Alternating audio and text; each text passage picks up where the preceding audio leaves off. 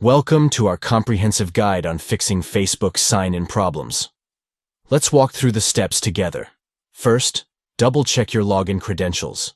Ensure you're entering the correct email address or phone number along with the case-sensitive password.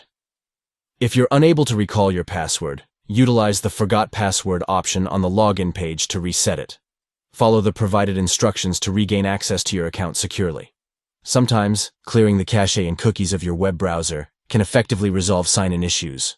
Head to your browser settings, locate the option to clear cache and cookies, and give it a try to troubleshoot the problem. If the sign-in problem persists, consider using a different web browser or device. Trying an alternative browser or device can help determine if the issue is specific to compatibility, potentially resolving the sign-in problem. By following these steps, you can troubleshoot and resolve Facebook sign-in problems efficiently, ensuring seamless access to your account. Thank you for watching, and we hope this full guide assists you in overcoming Facebook sign-in problems effortlessly. Simplify the process and regain access to your account by following these straightforward instructions.